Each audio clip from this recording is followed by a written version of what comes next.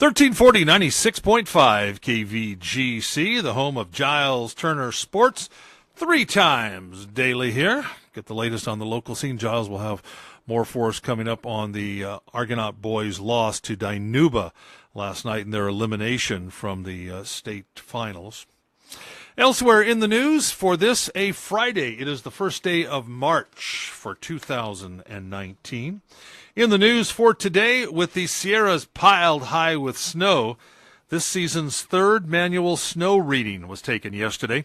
Department of Water Resource officials report that statewide, the snowpack is 153% of average for this date.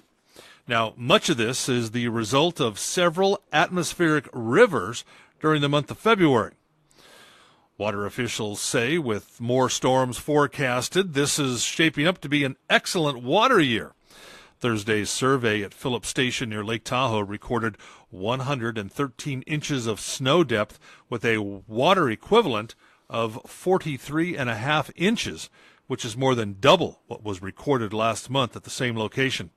The state's 6th largest reservoirs are holding between 84% and 137% of their historical averages to date.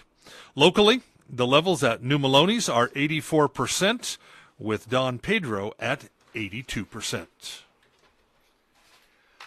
And the Plymouth City Council worked on its system for awarding TOT monies at last night's meeting. A portion of the tax collected on hotel room stays, known as Transient Occupancy Tax, or TOT, is designated to help promote events in the city that attract more visitors and tourists. Now, over the last few years, the council's held lengthy debates on what events, such as wine festivals, rodeos, and Highland Games, to award these funds to. Now, in the hopes of making the process easier, the council considered a new policy on dealing with event funding requests. Under the new policy, the council would only consider requests together on a yearly basis, rather than one at a time, as is the case now. A lengthy debate over the details of the new review policy was held between those who wish to keep the process simple and those who wish to keep a closer eye on how the city spends its money. A new draft policy will return to the council for more discussion. And in other business, the council voted to approve the new countywide park master plan and development fee and heard a presentation on future plans at the Veteran Park by the Rotary Club. Well, a late-night fight at a Pioneer area trailer park ended with one suspect behind bars. Thursday evening, Amador Sheriff's deputies responded to a fight in progress.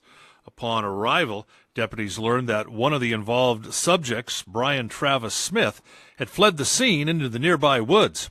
Smith was wanted on 2 outstanding warrants. Now, as the deputies tried to locate the suspect, he began threatening that he was armed and was going to shoot the deputies. After taking cover and requesting additional units, deputies on scene, along with several CHP officers, located and arrested Smith. He was booked into the Amador County Jail on felony charges and on his outstanding warrants. In Amador County, now part of a state of emergency proclamation issued by Governor Newsom, asking for federal recovery funds due to the recent heavy rain. Now, yesterday, the governor added Amador County and 4 others to a list of 21 other counties already included, including Calaveras. Newsom made the declaration after heavy storms have led to the worst flooding in 20 years in one county and the death of a man in another.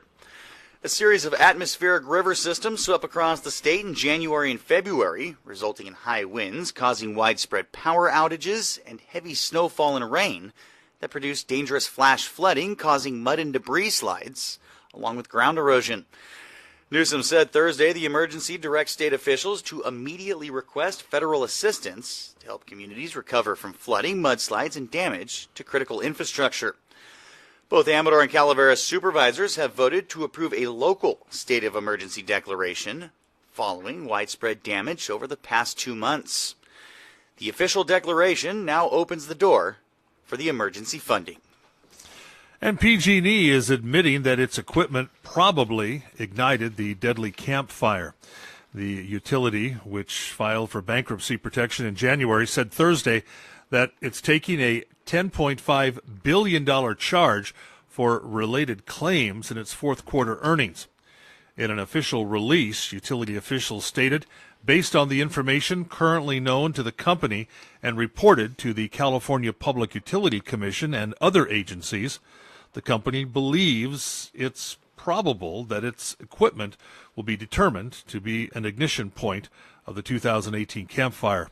According to interim PG&E CEO John Simon, the utility recognizes that more must be done to adapt to and address the increasing threat of wildfires and extreme weather in order to keep customers and communities safe, adding that PG&E is taking action now on important safety and maintenance measures. While the cause of the campfire is still under investigation, firefighters have pinpointed the location of the fire's origin in the area near a PG&E Caribou Palermo transmission tower line. Well, the Amador School Board concerned itself with administrative financial matters. At Wednesday night's meeting, the board approved a package of policy changes for the district in order to bring the Amador school system into compliance with changes in state law.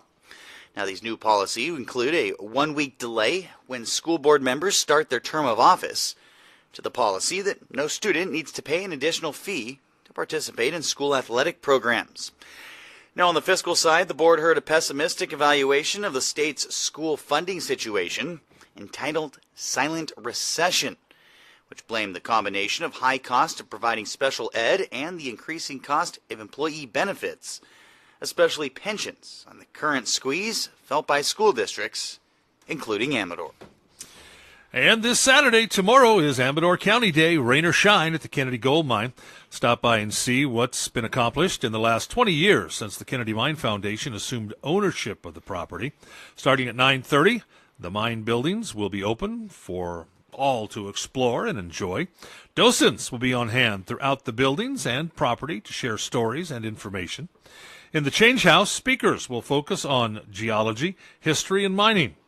Learn how ore was processed, why gold is found in Amador County. Now, do you have a relative that worked at the mine? If so, visit the archives. Find out more about the people that worked at the mine. Special activities for the day include the Amador Sawmill and Mining Association displays, blacksmithing, guided trail walks, of course, weather permitting, gold panning at an extra cost, branding, and more. Now, most, if not all, is free.